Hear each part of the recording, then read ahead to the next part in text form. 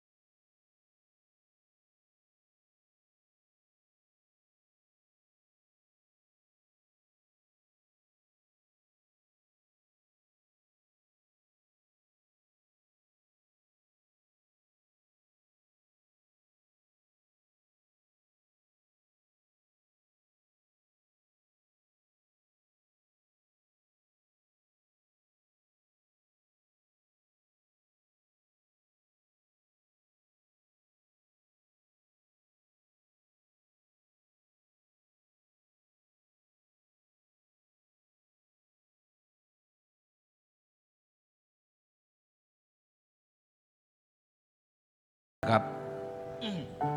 พร้อมแล้ว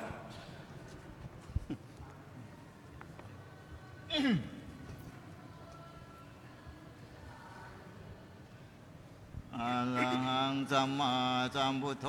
ภะคะวา อะระหังสัมมาสัมพุทโธภะคะวา พุทธังภะคะวันตังอภิวาเทมิ พุทธังภะคะวันตัง สวากขาโต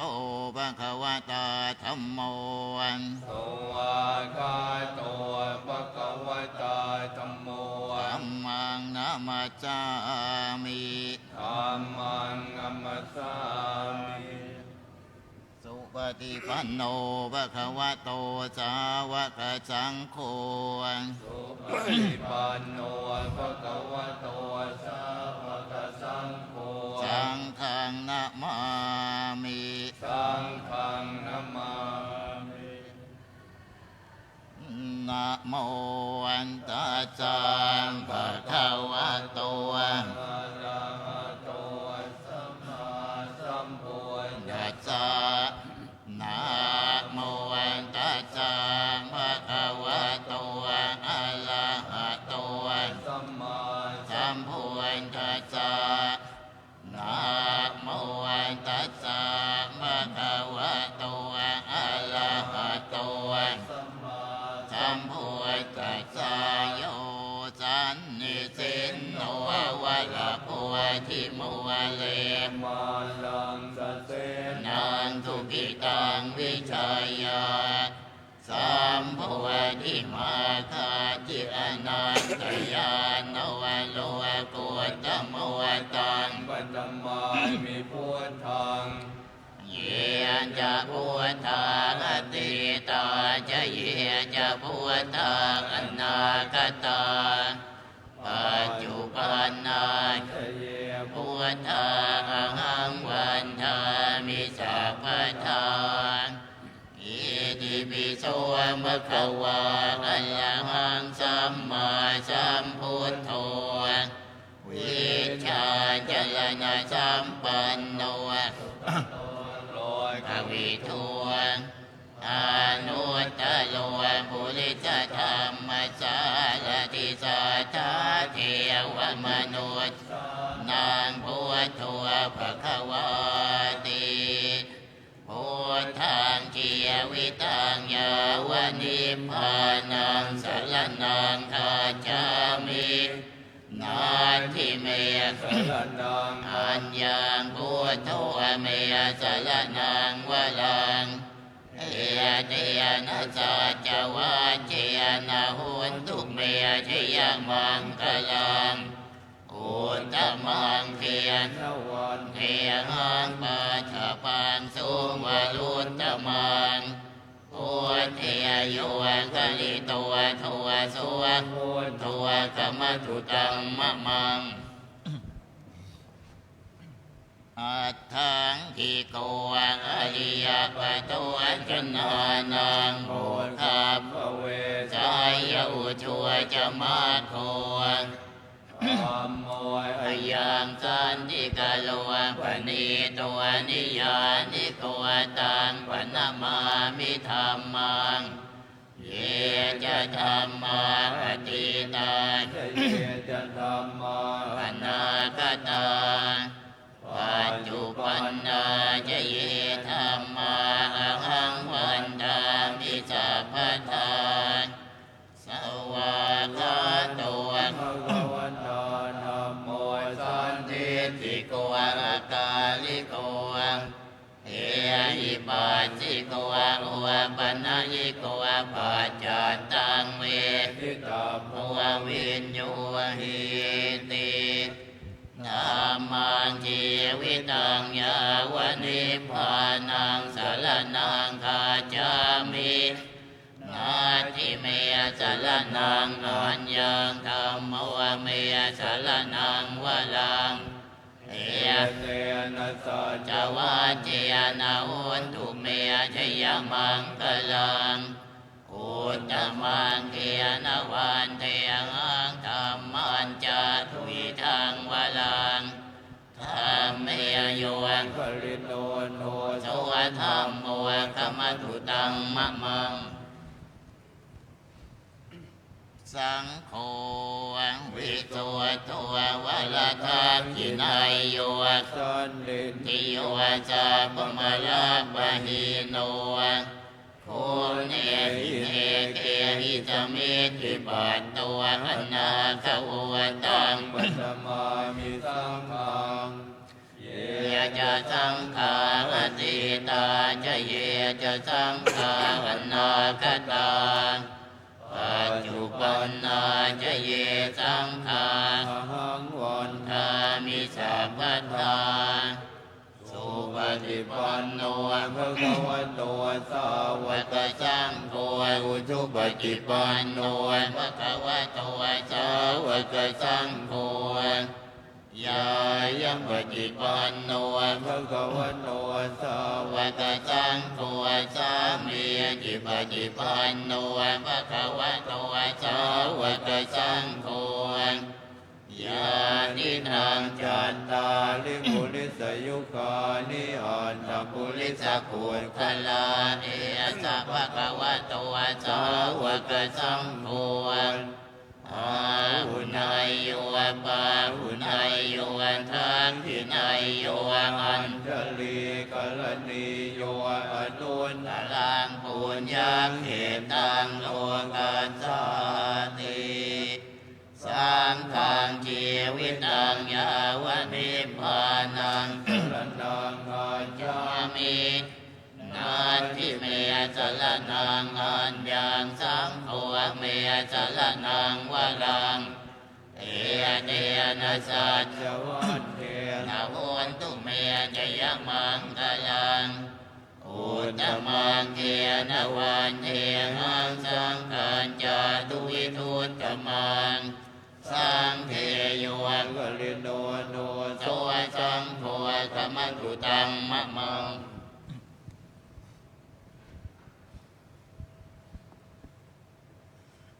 สมันตาจักวาเลสุอัตราคาชันตุเทวตาสัทธัมมังมุนิราชาจาสุนันตุสักขโมกขันธังสักเคกาเมจะลูเปกิริสิกลตเตจันตลิเควิมานเนทีเปละเทจะคาเมตรวันนาคาเนเคหวทุมหิเคตเตภูมันจายันโตเทวันชละทะลวิจเมยัญยักขะคันทาพนาคันติทันตานทันติเกยังมุนิวลวจันนางสาทโวเมสุนันโตธรรมะสวนกาโลยัมปะทันตานธรรมะสวนกาโลยัมปะทันตานธรรมะสวนกาโลยัมปะทันตา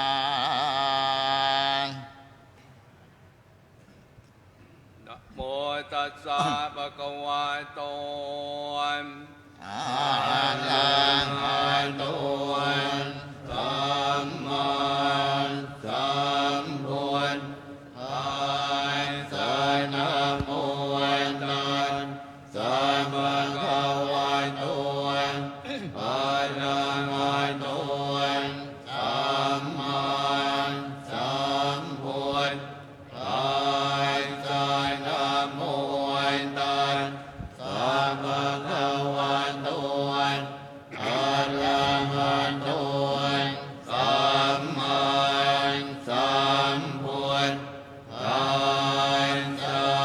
พุทธังสร นั ณัง งคัจฉามิธัมมังสรณังคัจฉามิสังฆังสรณังคัจฉามิทุติยามปิพุทธังสรณังคัจฉามิทุติยามปิธัมมังสรณังคัจฉา มิทุติยามปิสังฆังสรณังคัจฉามิตติยามปิพุทธังสรณังคัจฉามิตติยามปิธัมมังสรณังคัจฉามิตติยามปิสังฆังสรณังคัจฉามิ สัมพุทเท อาตวิยสันจะตวานจะสันจะสังหาสังเกียงานจะสันจะสังหาสานินามามิสิลสาอาหังเตสังฆามันจะสังฆัญจะอาเรียนนามามิหังนมกาลานุมาเวนันทวาสัพเพอุปันทเวเนกาอันตรายาภิวินาศสันตุเสนตัวสัมพุทเทปัญญปัญญาสัญญจตุเวสันติสังหาสังเกกัสสะสันตสังหาสานินามามิสิรสาอาหันเตสันธรรมันเตสังขัญญา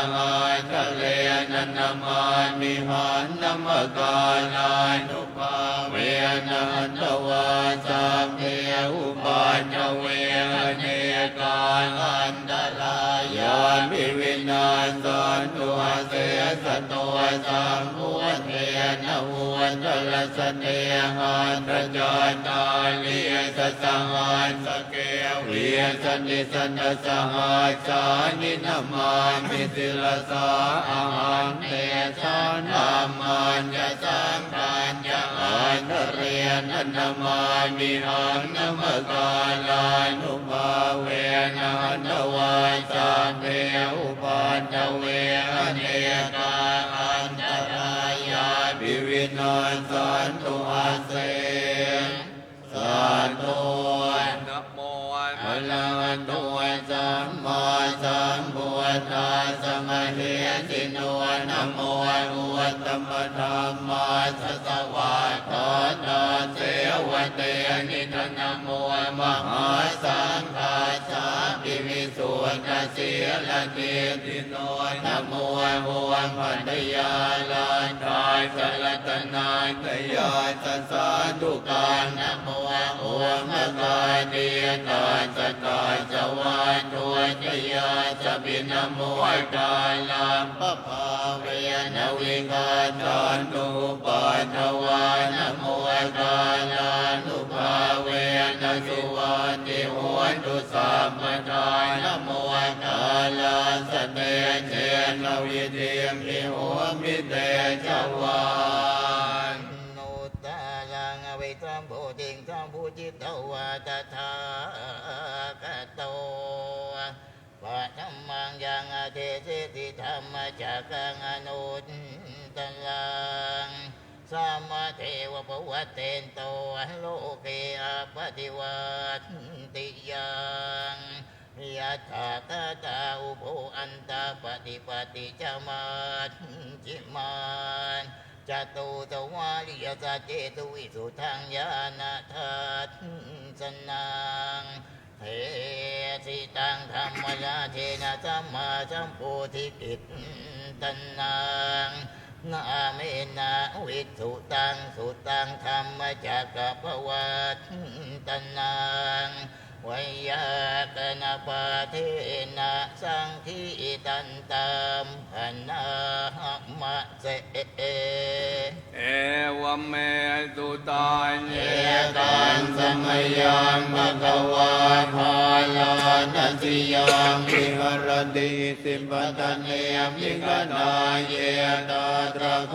ภะคะวาปัญจวัคคีเยภิกขุอามันเตสิทเวเม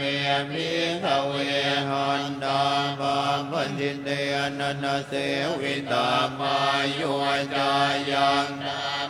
สุขามสุขันลิกานุโยโกอินโนความโมโมโนชนิโกอนัลลิโยอนันตสันนิโตโยญายัง ตกิลมัฏฐานุ นิ โย โยโกนุโกนาลิโยอนาตสันนิโตเยเตเตมิขเวอุโบหันเตอนุปกามมัตติมาน ปฏิปทา กันนอนกันเดนะมิสามพุทธาจารกุกลนียานกัลนีอุปสมายะวิญญาณสัมพุทธายะนิพพานายะสังวานันติ นะมาจะสา พิขเวมันติมาปฏิบัติทานทานกันเดนะมิสามพุทธาจารกุกลนียานกัลนีอุปสมายะ ปิญญาญา โม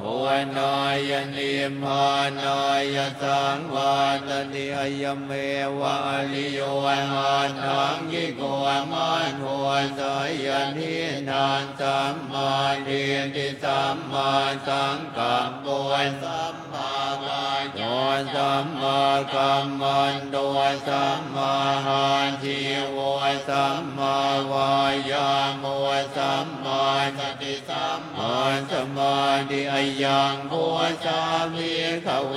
มันติมาปฏิบัตินาดันทากันเดนาปิสามพุทธาจารกุกลนียานกัลนีอุปสมายะวิญญาณสัมพุทธายะนิพพานายสังวาตนีทางโพ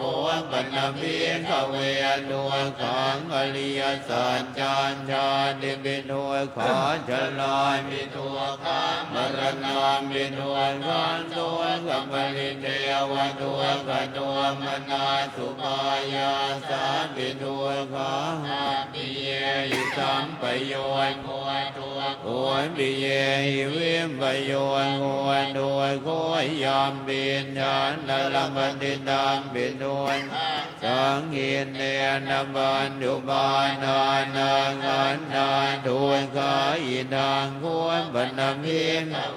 ทุนขสมุทโยหริยสัญญาญญายันดันหาบุญโนภวิกานันติลานอันนาตรามินันตินีสายนินางกามนันหาภวันนันหาวิภวันนันหาอิทางควรภเวนทวนกนิโรนทวนอริยสัจจานโยนดานสาเยวันนันหายาเสสวิราคนิโรนทวนตัวปฏิเนสัต โอมุนติอนาลโยอิทางโหปัญญมิงขเวนทวนกันติโลนกามิเนียปฏิปทานอริยสัจจังยเมวะอริโยหันทังยิโกมันโกสายนิทานสัมมาเทติสัมมาสังกัปปะสัมมาวาจาสัมมากัมมันโตสัมมาอาชีวสัมมาวายาโมสัมมาสติสัมมาสมาธิตังตัวของอริยสัจจันติเมมิขเวปุเมหันนวสุนเตสุนธรรมเมสุนจักคุณอุตตปานิยายนางอุตตปานิปัญญาอุตตปานิวิญญาอุตตปานิอาโลยอุตตปานิตังโกปณิธานโดยขังอริยสัจจังปริญญายันติเมมิขเวมัวเปนนวลสุเตสุธรรมเมสุจาคุณอุตตปานิญาณังอุตตปานิปัญญาอุตตปานิวิญญาอุตตปานิอาโลยโกยอุตตปานิตังโกปณิธานโดยขังอริยสัจจังปริญญาณันติเมมิขเวปุเพนนวลสุเตสุธรรมเมสุจาคุณอุตต มานิญาณังอุตตมานิปัญญาอุตตมานิวิญญาณอุตตมานิอาโลยโกยอุตตมานิอินทานห้วยพระสมุทัยโยอริยสัจจันติเมเพียกเวปุญเพ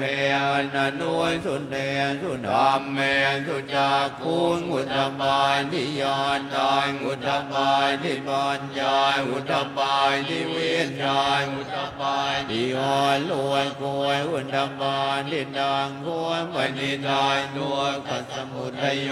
อริยสัจจังปหาดามันติเมเพียกเวปุญเพนันนุยสุเตสุนามเมสุจักขุงอุตตมานิญาณังอุตตมานิปัญญาอุตตมานิวิญญาณอุตตมานิอาโลยโกยอุตตมานิดังห้วยปณิธานด้วยพระสมุทัยโยอริยสัจจังปหินันติเมพิกเวปุเพนันโนสุเตสุธรรมเมสุจักขุงอุตตมานิญาณังอุตตมานิปัญญาอุตตมานิวิญญาณอุตตมานิอาโลยโกยอุตตมานิทานห้วยกันนิโรธโดยอริยสัจจันติเมปุญเพนันนุยสุเตสุธรรมเมสุจักขุงอุตตมานิญาณังอุตตมานิปัญญาอุตตมานิวิญญาณอุตตมาอาโลยโกยอุตตมานิดังห้วยปณิธานด้วยกันนิโรธโดยอริยสัจจังสันติการตามพันติเมพิกเวปุญเพนันนุยสุเตสุธรรมเมสุจักขุงอุตตมานิญาณังอุตตมานิปัญญาอุตตมานิวิญญาณอุตตมานิอาโลยโกยอุตตมานิดังห้วยปณิธานด้วยกันนิโรธโดยอริยสัจจังสันติกันนันติเมพิกเวปุญเพนันนุยสุเตสุธรรมเมสุจักขุงอุตตมานิญาณังอุตตมานิปัญญาอุตตมานิวิญญาณอุตตมานิอาโลยโกยอุตตมานิทานด้วยกันนิโรธกามิเนียปฏิปทาอริยสัจจันติเมพิกเวปุญเพนันนุยสุเตสุธรรมเมสุจักขุงอุตตมานิญาณังอุตตมานิปัญญาอุตตมานิวิญญาณอุตตมานิอาโลยโกยอุตตมานิดังห้วยปณิธานด้วยกันนิโรธกามิเนียปฏิปทาอริยสัจจังภาเวตามพันติเมพิกเวปุญเพนันนุยสุเตสุธรรมเมสุจักขุงอุตตมานิญาณังอุตตมานิปัญญาอุตตมานิวิญญาณอุตตมานิอาโลยโกยอุตตมานิดังห้วยปณิธานด้วยกันนิโรธกามิเนียปฏิปทาอริยสัจจันภาวิตันติเมพิกเวปุญเพนันนุยสุเตสุธรรมเมสุจักขุงอุตตมานิญาณังอุตตมานิปัญญาอุตตมานิวิญญาณอุตตมานิอาโลยโกยอุตตมานิยาวกีวันจะเมพิกเวอิเมสุจตุสุอริยสัจเนสุเอวันติบริวันตัง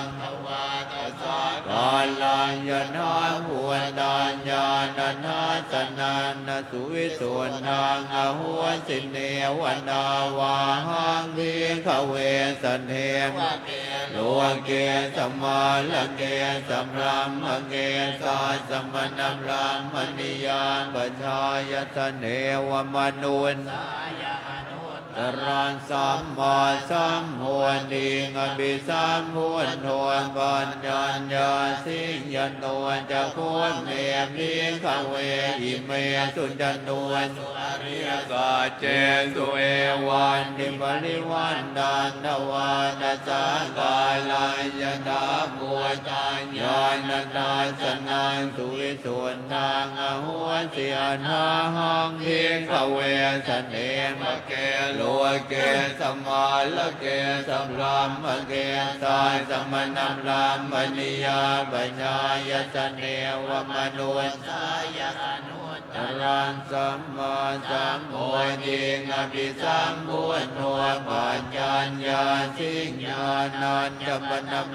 ทัสสนังอุตปาทิยภูมิบาเมวิมุตติอายมันติมาทานดินาดินานิพุนาภวันตินัมภวันจะปะกวาอาตมนาปัญจวันติยามภิกขุปะกวันโตมาสิตังอภินันโทนิมัสสมินจะปนวายากัลลนะสมิงปัญญมาเนหายานสมโนโกนทานญาสวิลชังเวตมลานธรรมจากภูนอุตปาจิยังอินยิสมุทัยธรรมันสัมพันธานิโนนธรรมันนิภวันติเตจัมปะกวันนานธรรมจากเกภูมิมาเท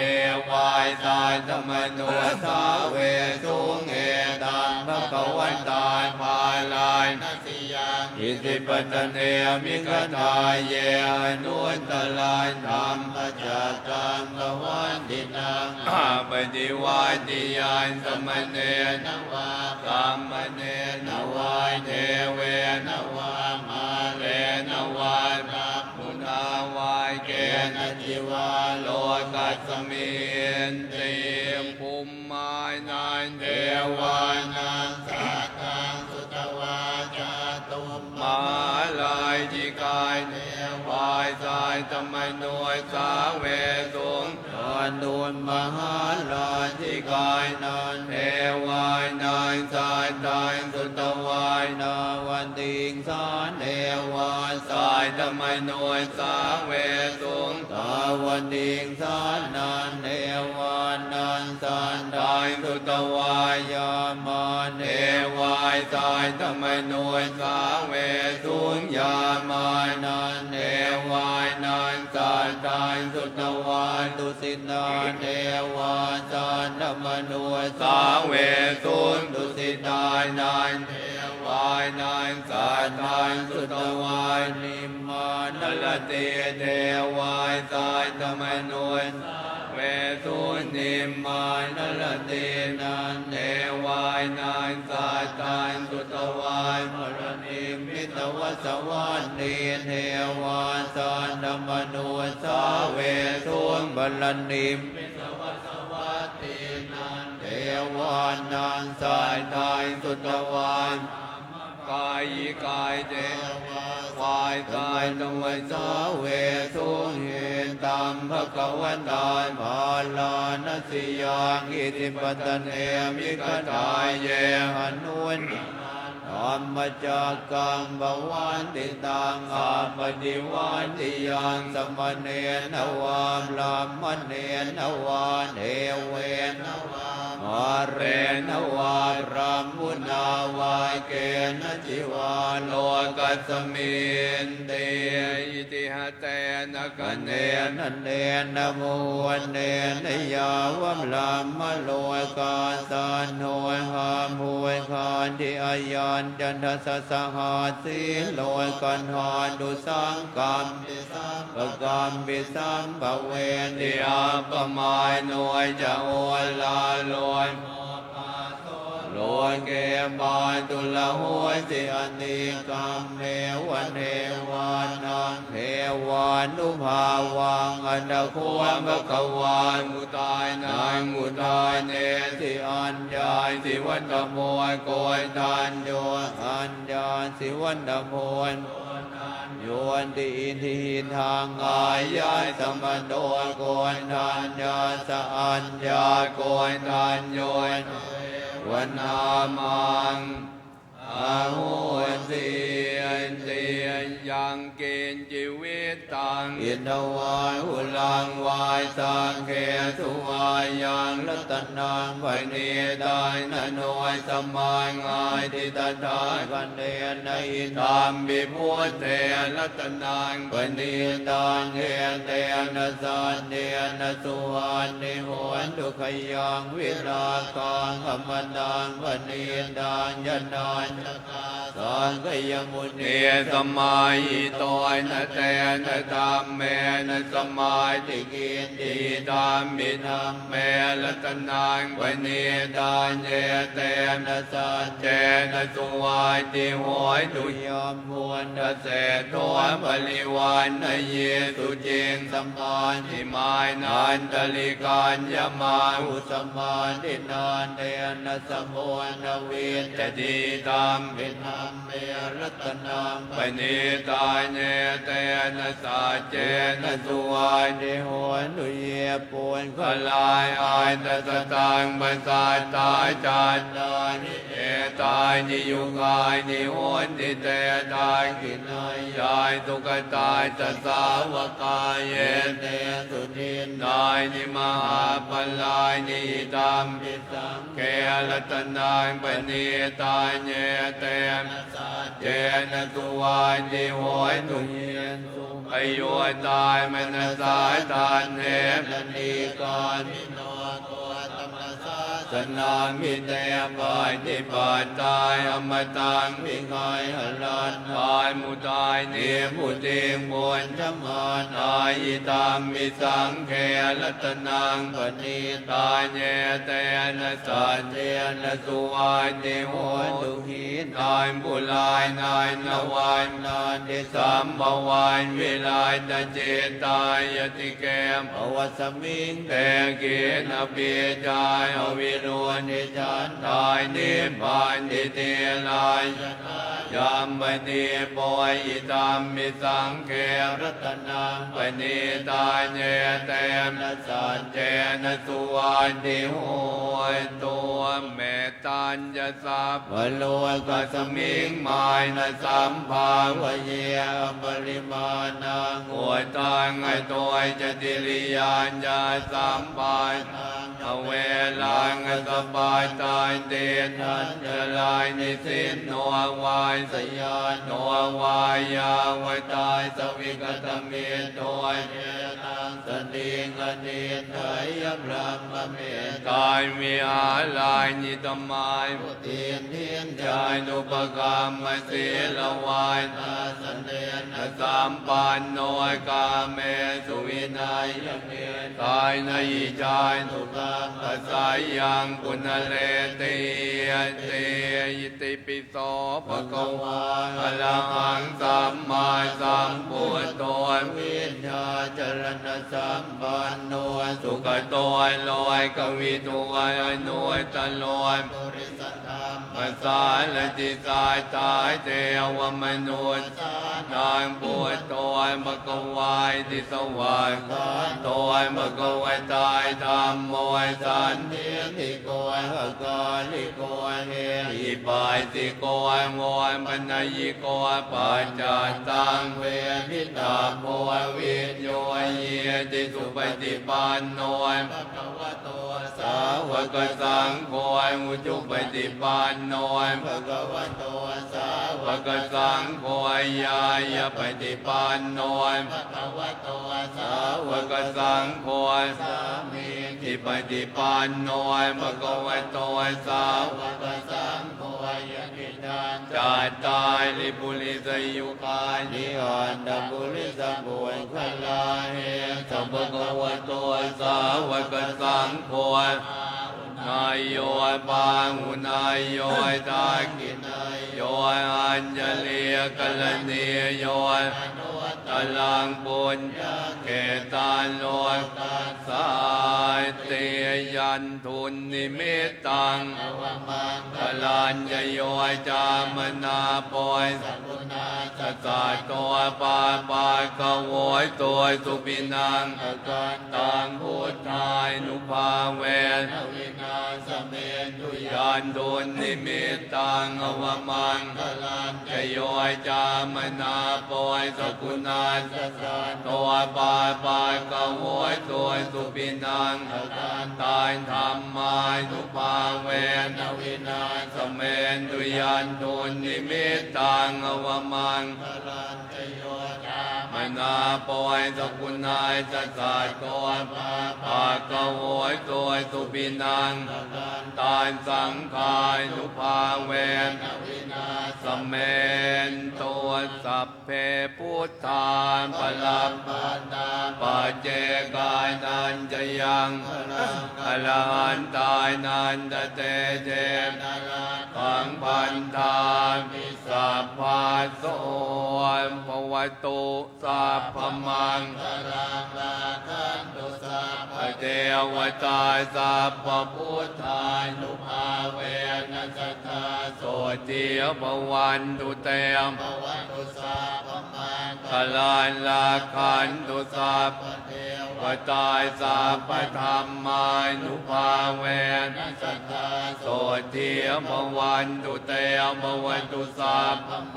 ขลานลาคันตุสัพพเทวตาสัพพสังฆานุภาเวนัสตาโสติภวันตุเตนะขัตตยังตายนางปาปะกะนิวานปะเลตาสายนุภาเวนันตวายเตสังอุปัฏฐเวนะขัตตยังกปุตานังปาปะกะนิวานนามตาสายนุภาเวนันตวายเตสังอุปัฏฐเวนะขัตตยังกปุตานังปากานิวาลนามเลตาสานุภาเวนตวายเตสังอุปัฏฐเวม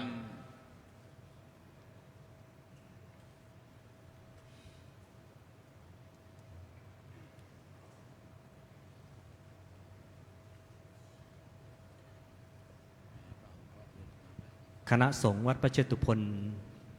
ได้เจริญพระพุทธมนต์ธรรมจักรกับปวัตนสูตรจบลงนะครับอีกสักครู่นะครับเจ้าพระคุณสมเด็จพระมหาธีราจารย์กรรมการมหาเถรสมาคมเจ้าคณะใหญ่หนเหนือองค์อธิบดีสงฆ์วัดพระเชตุพนนั้นจักได้ประทานเมตตานะครับแสดงพระธรรมเทศนากันค่ำนะครับซึ่งวันนี้วัดพระเชตุพนวิมลมังคลารามราชวรมหาวิหารนั้นได้จัดกิจกรรมอันเนื่องด้วยวันอาสาฬหบูชานะครับและวันเข้าพรรษาวันนี้ตรงกับวันที่10กรกฎาคม2568นะครับวันพรุ่งนี้นั้นจะขอเรียนเชิญเจริญพรคณะศรัทธาสาธุชนอุบาสกอุบาสิกาทุกท่านนะครับได้ร่วมในกิจกรรมตักบาตรดอกไม้นะครับในช่วงเวลา 12:30 นาทีสาธุชนท่านใดที่จะร่วมในการตักบาตรดอกไม้นะครับก็ขอเรียนเชิญเจริญพรนอกจากนั้นแล้วนะครับวัดพระเชตุพนวิมลมังคลารามราชวรมหาวิหารหรือวัดโพธาเตียนนั้นได้จัดกิจกรรมวันสำคัญอันเนื่องด้วยพระพุทธศาสนาเป็นประจำนะครับวันมาฆบูชาวันวิสาขบูชาวันอัฐมีบูชาและวันอาสาฬหบูชาเป็นต้นนะครับดังนั้นจึงขอเรียนเชิญเจริญพรอุบาสกอุบาสิกาทุกท่านนะครับได้ร่วมกิจกรรมในการนี้นะครับเรียนเชิญทุกท่านนะครับได้หันหน้าไปทางอาสนะสงฆ์นะครับขอเรียนเชิญด้วยความเคารพครับท่านใดที่สะดวกนะครับที่จะมาร่วมกิจกรรมที่วัดโพถ้าใครหยิบโทรศัพท์อยู่ตอนนี้นะครับอยากจะมีส่วนร่วมและได้เห็นกิจกรรมต่างๆในพระอารามนะครับให้ทุกท่านเข้าไปใน Facebook ของท่านพิมพ์คำว่าวัดโพท่าเตียนเราจะเห็น Facebook ของทางวัดทุกกิจกรรมนะครับกิจกรรมสำคัญนั้นทางวัดได้ถ่ายทอดสดนะครับทาง WBTV สถานีวิทยุโทรทัศน์โลกพระพุทธศาสนาเฉลิมพระเกียรติวัดพระเชตุพนนะทุกท่านสามารถที่จะดูไลฟ์สดทาง WBTV แล้วก็ Facebook ไลฟ์ของทางวัดได้นะครับตั้งแต่ช่วงเช้าที่ผ่านมานั้นวัดพระเชตุพนได้จัดกิจกรรมวันอาสัญหบูชาตั้งแต่เวลา 9 นาฬิกาพระสงฆ์วัดพระเชตุพนทำวัดเช้าต่อด้วยอุบาสกอุบาสิกาทำวัดเช้าสมาทานศีล 8และสดับรับฟังพระธรรมเทศนานะครับพระธรรมเทศนาการเช้าแสดงโดยพระเดชพระคุณท่านเจ้าคุณพระธรรมวชิรปัญญาจารย์รองเจ้าคณะภาค 7ผู้ช่วยเจ้าอาวาสวัดพระเชตุพนประธานฝ่ายเผยแผ่วัดพระเชตุพนพระธรรมเทศนาการบ่ายนะครับแสดงโดยพระเดชพระคุณท่านเจ้าคุณพระสุธีวชิรปฏิภาณผู้ช่วยเจ้าอาวาสวัดพระเชตุพนรองประธานฝ่ายเผยแผ่วัดพระเชตุพนและพระธรรมเทศนากันค่ำนั้นนะครับได้รับเมตตาเป็นอย่างยิ่งในเจ้าประคุณสมเด็จพระมหาธีราจารย์จักเป็นองค์แสดงพระธรรมเทศนานะครับในการนี้หากเจ้าประคุณสมเด็จเข้ามาในพระอุโบสถนะครับก็ขอเรียนเชิญศรัทธาสาธุชนอุบาสกอุบาสิกาทุกท่านนั้นได้ประนมมือน้อมถวายการต้อนรับเจ้าประคุณสมเด็จนะครับเจ้าประคุณสมเด็จนั้นแม้จะมีศาสนกิจมากมายนะครับถ้าเราติดตามในเพจสมเด็จพระมหาธีราจารย์หรือเพจของวัดโพธาเตียนนั้นเราจะเห็นเจ้าประคุณสมเด็จไปปฏิบัติศาสนกิจนะครับทั้งในและต่างประเทศวันนี้แม้เจ้าประคุณสมเด็จจะมีศาสนกิจมากก็ประทานเมตตาแสดงพระธรรมเทศนานะครับเรียนเชิญทุกท่านประนมมือขึ้นครับน้อมถวายการต้อนรับเจ้าประคุณสมเด็จพระมหาธีราจารย์องค์อธิบดีสงฆ์วัดพระเชตุพนวิมลมังคลารามราชวรมหาวิหาร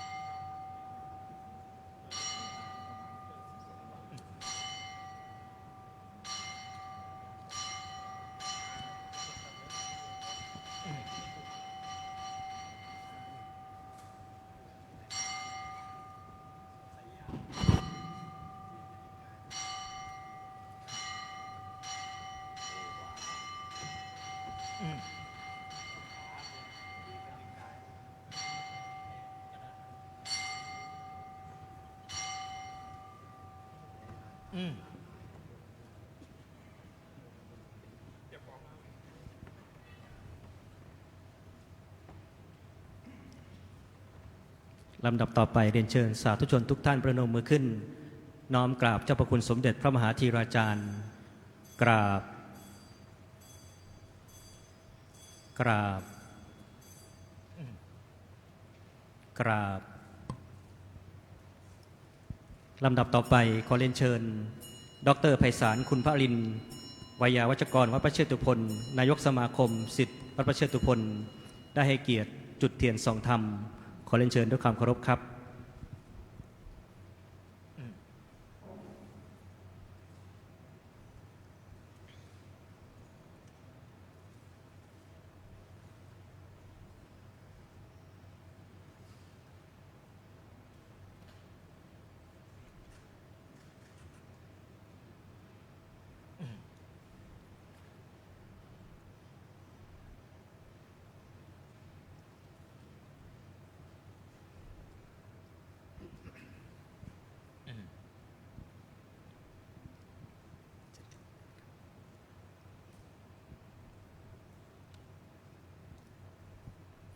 ลำดับต่อไปเรียนเชิญทุกท่านตั้งจิตเป็นกุศลสำรวมกายวาจาใจเพื่อที่จะได้สมาทานศีล 5พร้อมกันมะยังพันเตวิสุงวิสุงรักขณทายะติสรเนนะสหปัญจศีลานิยาจามะทุติยัมปิมะยังพันเตวิสุงวิสุงรักขณทายะ ติสรเนนะสหปัญจศีลานิยาจามะตติยัมปิมะยังพันเตวิสุงวิสุงรักขณัฏฐายะติสรเนนะสหปัญจศีลานิยาจามะนะโมตัสสะภะคะวะโตอะระหะโตสัมมาสัมพุทธัสสะนะโมตัสสะภะคะวะโตอะระหะโต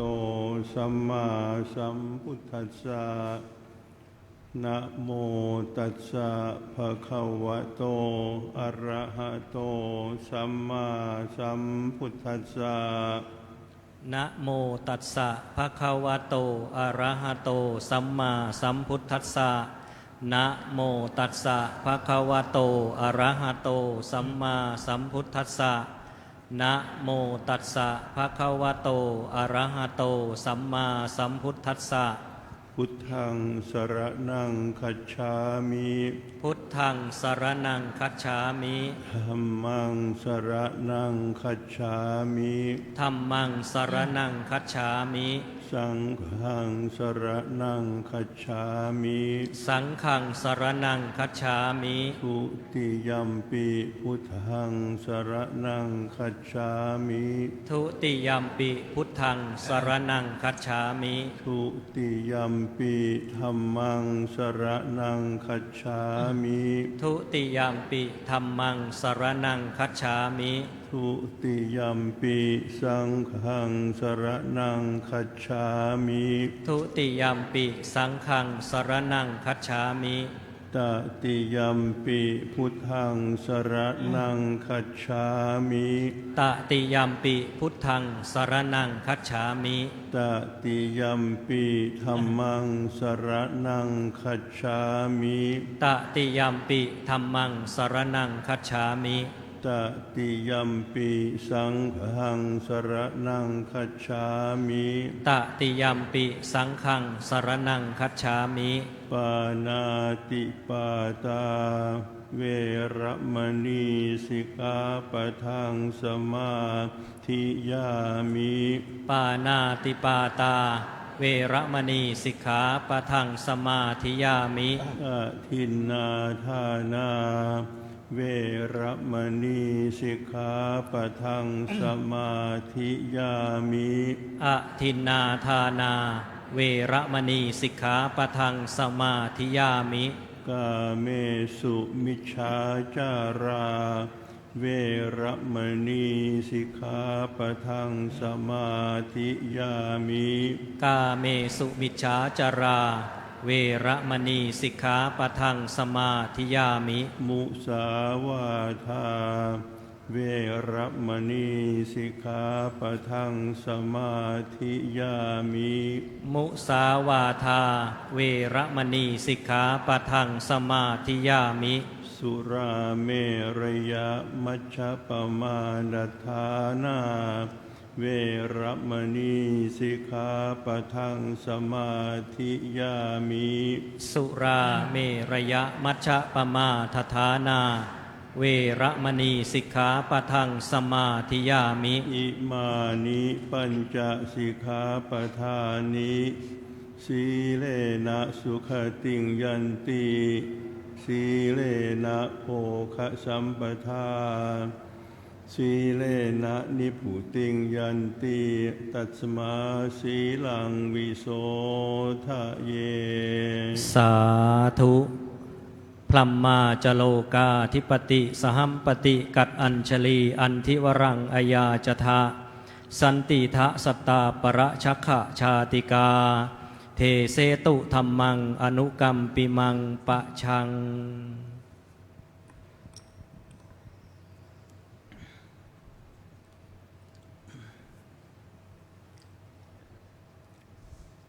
นะโมตัสสะภะคะวะโตอะระหะโตสัมมาสัมพุทธัสสะนะโมตัสสะภะคะวะโต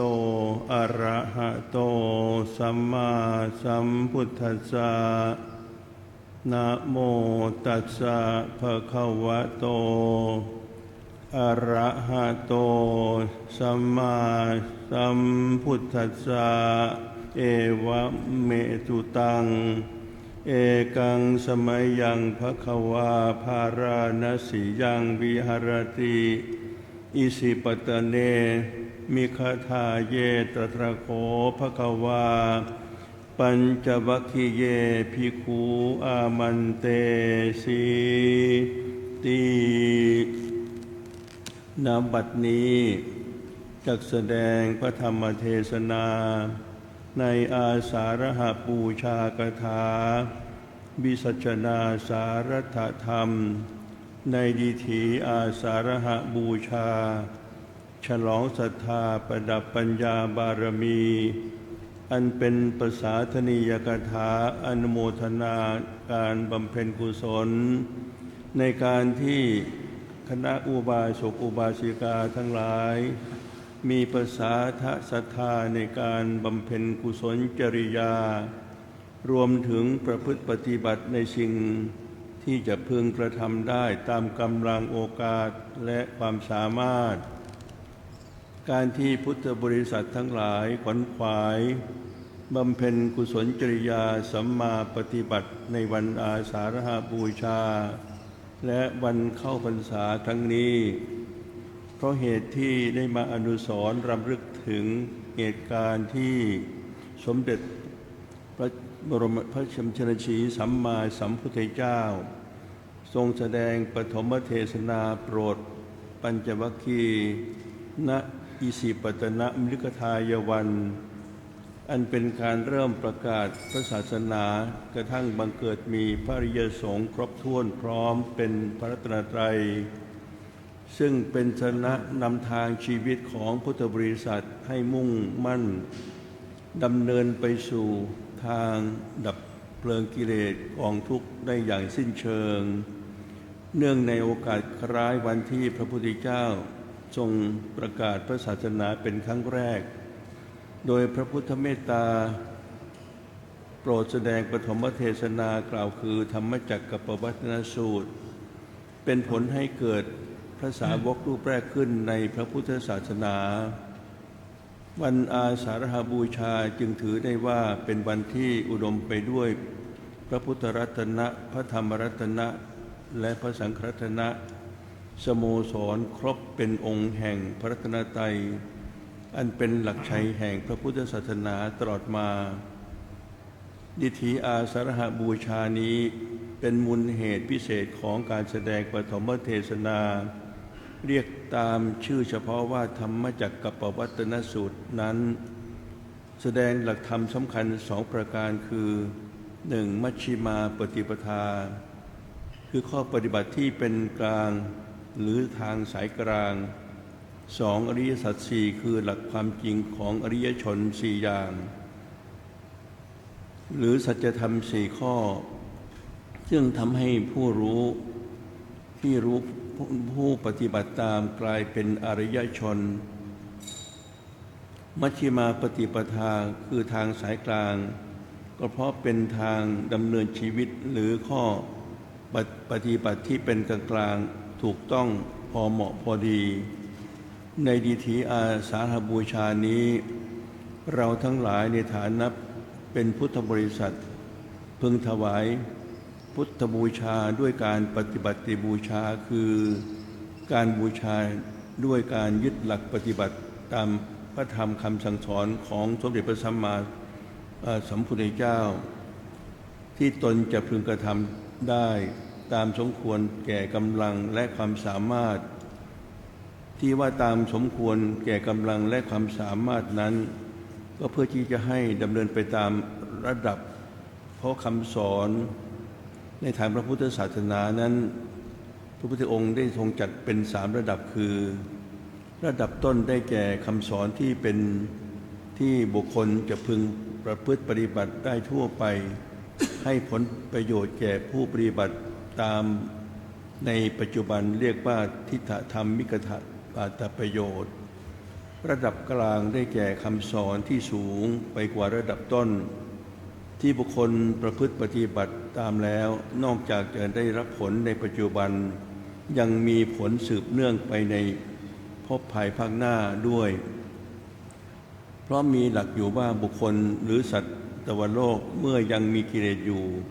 ย่อมเป็นเหตุให้ทำกรรมเมื่อทำกรรมแล้วก็ย่อมได้รับผลแห่งกรรมจะต้องเวียนว่ายตายเกิดต่อไปเรียกว่าสัมปรายุกถประโยชน์ระดับสูงได้แก่คำสอนขั้นสูงสุดที่บุคคลประพฤติตามแล้วจะได้รับผลสูงสุดไม่ใช่ประโยชน์ในปัจจุบันและไม่ใช่ประโยชน์ที่สืบเนื่องไปในภายหน้าแต่เป็นประโยชน์ที่เรียกว่าดับภพดับชาติอาจจะถึงนิพพานดับการเวียนว่ายตายเกิดต่อไปเรียกว่าปรมัตถประโยชน์ในดีถีอาสาฬหบูชาจักนำสารัตธรรมใจความสำคัญแห่งปฐมเทศนานั้นมาวิสัชนาในส่วนความตอนต้นทรงแสดงถึงที่สุดตรงสองอย่างอันบรรพชิตและคฤหัสถ์ไม่ควรปฏิบัติคือการมัสสิขันธานุโยคการทำตนให้หมกมุ่นอยู่ในกามารมณ์ชื่นชมเพลิดเพลินอยู่ในกามสุขหนึ่งอัตตกิลมัฐานุโยคการทำตนให้ลำบากด้วยการทรมานร่างกายด้วยวิธีการต่างๆหนึ่งซึ่งทั้งสองอย่างนี้เป็นเรื่องที่บรรพชิตและปุถุชนผู้อยู่ครองเรือนไม่ควรปฏิบัติเพราะไม่ใช่ทางบรรลุโมฆะธรรมซึ่งที่สุดทั้งสองทางนี้พระพุทธองค์ได้ทรงปฏิบัติมาแล้วแต่ไม่บรรลุผลที่พึงประสงค์เมื่อพระองค์ได้ทรงค้นพบหนทางที่จะนำไปสู่โมฆะธรรมคือความรอดพ้นทุกข์คือทางสายกลาง8สายได้แก่สัมมาทิฏฐิความเห็นชอบสัมมาสังกัปปะความดำริชอบสัมมาวาจาเจริญาชอบสัมมากัมมันตะทำการงานชอบสัมมาอาชีวะเลี้ยงชีพชอบสัมมาวายามะเพียรชอบสัมมาสติระลึกชอบและสัมมาสมาธิตั้งใจชอบหลักปฏิบัติดังกล่าวนี้พระพุทธศาสนาเรียกว่ามัชฌิมาปฏิปทาคือทางสายกลางบุคคลจะต้องอาศัยการกระทำชอบทั้ง8สายนี้เป็นเครื่องดำเนินจึงจะบรรลุโมฆะธรรมหรือได้หลุดพ้นทุกข์ที่ว่าหลุดพ้นทุกข์นั้นคือรู้และเข้าใจอริยสัจสี่ได้แก่ทุกข์ความไม่สบายกายไม่สบายใจ2สมุทัยเหตุให้เกิดทุกข์ได้แก่ตัณหา3นิโรธความดับทุกข์และ4มรรคคือทางดำเนินหรือปฏิปทาให้ถึงความดับทุกข์ได้ความจริงทุกข์ทั้งมวลล้วนเกิดจากตัณหาทั้งสิ้นตัณหาคือความทะเยอทะยานอยากเมื่อบุคคลไม่สามารถตัดความทะเยอทะยานอยากได้ตราบใดทุกข์ก็ยังมีอยู่ตราบนั้นอันบุคคลผู้จะดับตัณหาได้นั้นจะต้องปฏิบัติตนตามทางทั้ง8สายซึ่งมีสัมมาทิฏฐิความเห็นชอบเป็นต้นเมื่อสมเด็จพระบรมศาสดาสัมมาสัมพุทธเจ้าแสดงปฐมเทศนาดังกล่าวโปรดปัญจวัคคีย์จบแล้วโกณฑัญญพราหมณ์ได้ส่งกระแสจิตตามพระธรรมเทศนานั้นก็ได้ดวงตาเห็นธรรมได้รู้แจ้งจริงถึงที่สุดข้อหนึ่งว่ายังกินจิสมุทัยะธรรมังสัพพันธังนิโรธธรรมังสิ่งใดสิ่งหนึ่งมีความเกิดขึ้นเป็นธรรมดาสิ่งนั้นทั้งมวลล้วนมีความดับเป็นธรรมดาหมายความว่าสิ่งใดจะเกิดสิ่งนั้นย่อมมีเหตุให้เกิดเหตุให้เกิดนั้นจะดับได้ก็ต้องมีทางที่จะปฏิบัติให้ถึงความดับเช่นทุกข์จะเกิดก็มีเหตุคือตัณหาความอยากหากจะดับตัณหาความอยากก็ต้องเดินตามทาง8สาย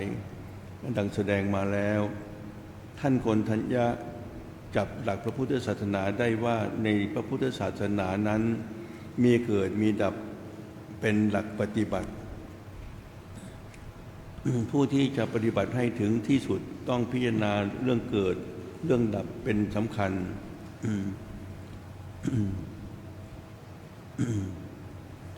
เมื่อ โกณทัญญะได้ทำเกิดได้ทำมาจากสู่บรรลุอริยมรรคอริยผลขั้นต้น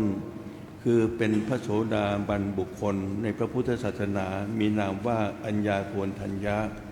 เป็นพระอริยสงฆ์องค์แรกเกิดขึ้นพระรัตนตรัยจึงเกิดครบ3บริบูรณ์คือพุทธรัตนะธรรมรัตนะและพระสังฆรัตนะ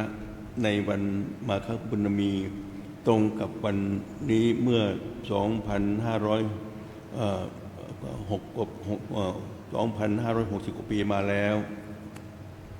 ท่านสาธุชนทั้งหลายพระรัตนตรัยทั้ง3นี้ย่อมมีส่วนเกี่ยวข้องถึงกันเมื่อกล่าวถึงพระพุทธเจ้าก็รวมถึงพระธรรมและพระสงฆ์ด้วยเมื่อกล่าวถึงพระธรรมเจ้าก็รวมเอาพระพุทธเจ้าและพระสังฆเจ้าด้วยเมื่อกล่าวถึงพระสงฆ์เจ้าและพระธรรมเจ้าด้วยเพราะทั้ง3ประการนี้ไม่แยกจากกันโดยความหมายจึงเป็นอันหนึ่งอันเดียวกันนั่นเอง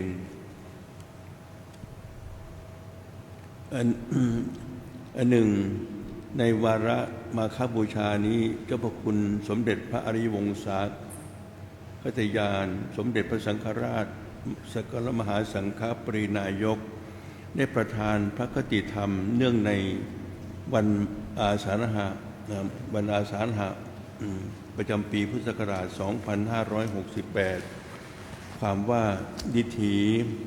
อาสาฬหบูชาได้เวียนมาบรรจบอีกวาระหนึ่งควรที่เราสายชนทั้งหลายจะได้น้อมรำลึกถึงเหตุการณ์ที่สมเด็จพระสัมมาสัมพุทธเจ้าได้ทรงแสดงปฐมเทศนาโปรดปัญจวัคคีย์ณป่าอิสิปตนะอเมริกทายวันอันเป็น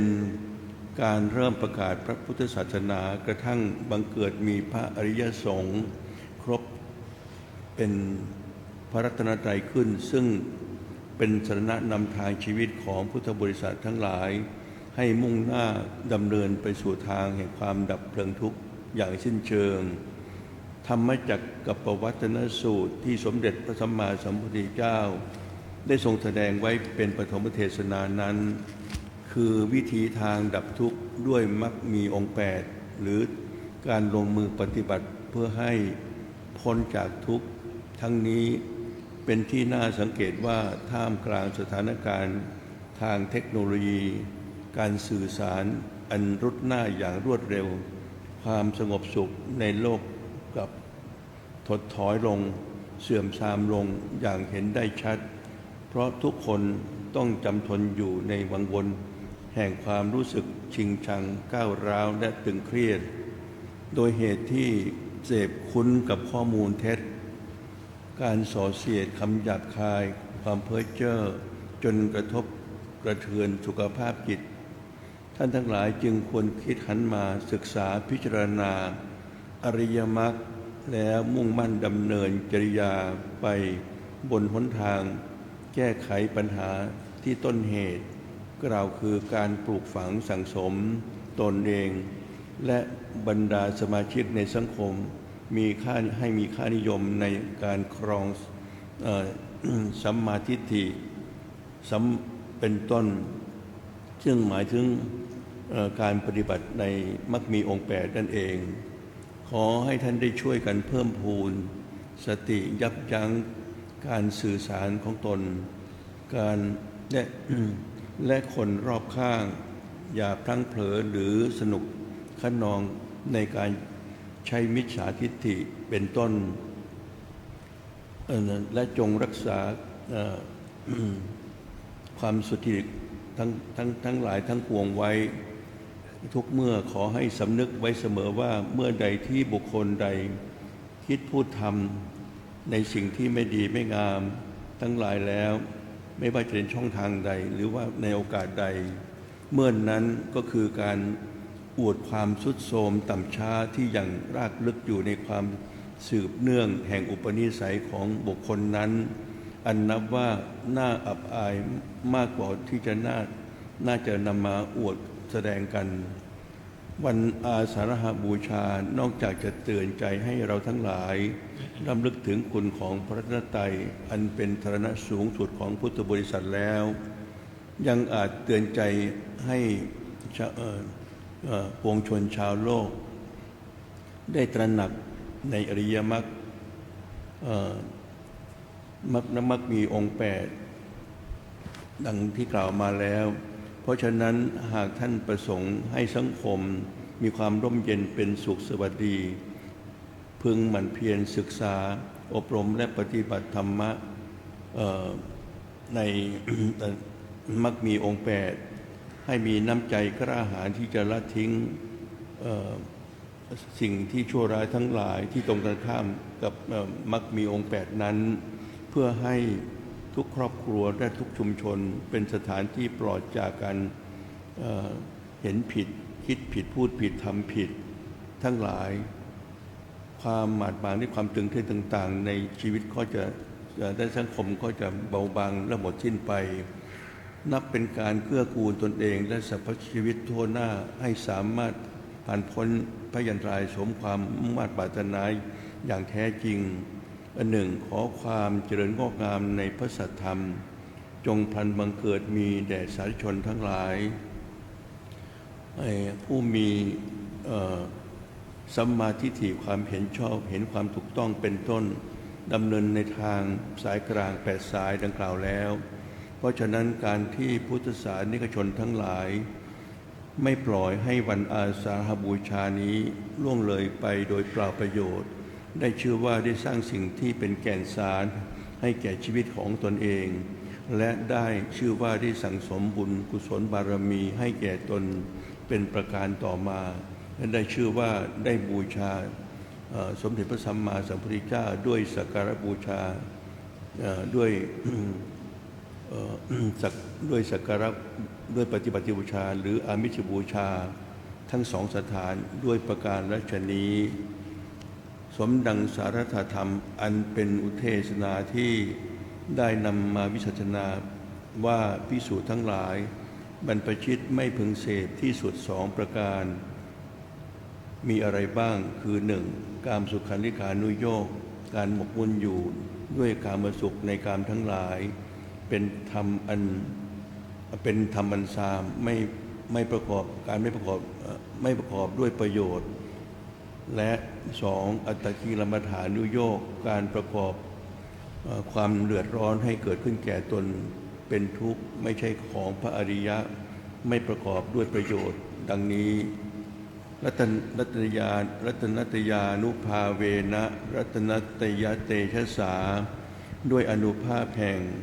คุณพระรัตนตรัยและด้วยอนุภาพแห่งกุศลจริยาสัมมาปฏิบัติอันเนื่องด้วยการบูชาพระรัตนตรัยที่ท่านสาธุชนทั้งหลายได้บำเพ็ญให้เป็นไปด้วยดีแล้วในวันนี้ได้ประมวลเป็นส่วนสามัคคีมีพระรานุภาพแก่กล้าอำนวยพรให้ทุกท่านทั้งบรรพชิตและคฤหัสถ์ทั้งหลายเจริญด้วยพระนามัยไร้โรคาพาธปราศจากอุปสรรคอันตรายและอุปสรรคข้อขัดข้องทั้งหลายถึงความเจริญงอกงามไพบูรณ์ในหน้าที่การงานเจริญด้วยจตุริดพิทพรคืออายุวรรณะสุขะพละปฏิภาณธรรมสารสมบัติมีมโนปฏิทานความปรารถนาอันใดอันเป็นไปโดยชอบประกอบด้วยธรรมขอจงสำเร็จดังมโนรสความปรารถนาทุกประการแสดงพระธรรมเทศนามาสมสมัยแก่เวลาเอวังก็มีด้วยประการฉนี้สาธุยะถาวาริวหาปุราปริปูเรนติสาครังเอวะเมวะอิโตทินังเปตานังอุปกัปปติอิชิตังปฏิตังตุมหังคิปะเมวะสมิจฉตุสัพเพปูเรนตุสังกปาจันโทปนรโสยถามณิโชติระโสยถาสัพพิอันติโยวิวัจจันตุสัพพะโลกโควินาศตุมาเตภวัตวันตรายโยสุขีอันติโกภวะอภิวาทนาสิเลสนิจังพุทธา มจายโนยจัตตาโลยธรรมาวาทันติอายุวันโนยสุขังภาลัง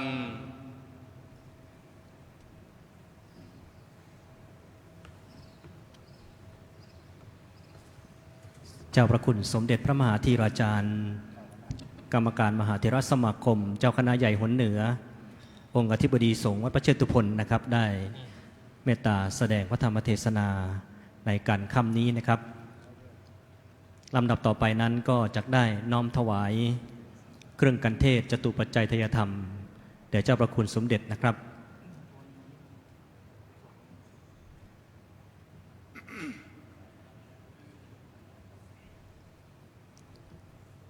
ในลำดับแรกนี้ขอเรียนเชิญ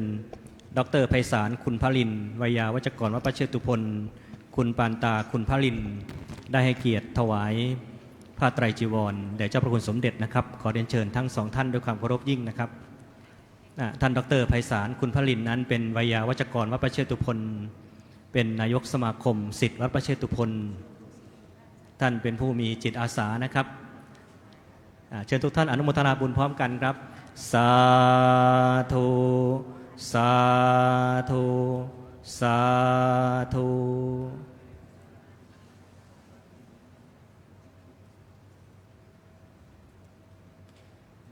ลำดับที่สองขอเรียนเชิญคุณณัฐนนท์พิมพาน้อมถวายเครื่องไตรธรรมนะครับเรียนเชิญคุณณัฐนนท์นะครับเรียนเชิญครับ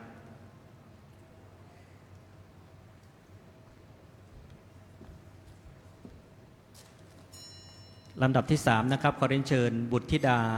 ของท่านไพศาลของคุณปานตานะครับถวายแจกันดอกไม้เรียนเชิญนะครับบุตรธิดาบุตรเขย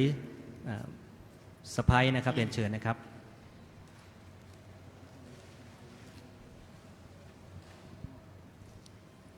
เรียนเชิญทุกท่านนะครับอนุโมทนาบุญพร้อมกันอีกครั้งนะครับสาธุสาธุสาธุอนุโมทามิท่านใดนะครับได้เตรียมจตุปัจจัยทายธรรมและดอกไม้ถวายเจ้าพระคุณสมเด็จนะครับเรียนเชิญนะครับท่านใดได้เตรียมสิ่งของถวายเจ้าพระคุณสมเด็จนะครับขอเรียนเชิญนะครับญาติโยมสาธุชนนั้นได้เตรียมจตุปัจจัยทายธรรมและกัปปิยพันธ์นะครับถวายเจ้าพระคุณสมเด็จนะครับ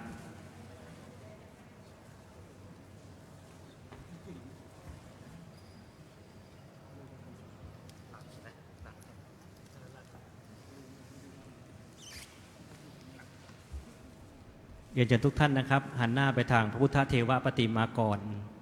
ปนมมือขึ้นนะครับจะได้กราบพระรัตนตรัยพร้อมกันอะระหังสัมมาสัมพุทโธภควาพุทธังภควันตังอภิวาเทมิสวากขาโตภควตาธัมโมธัมมังนามัสสามิสุปฏิปันโนภควโตสาวกสังโฆสังฆังนะมามิ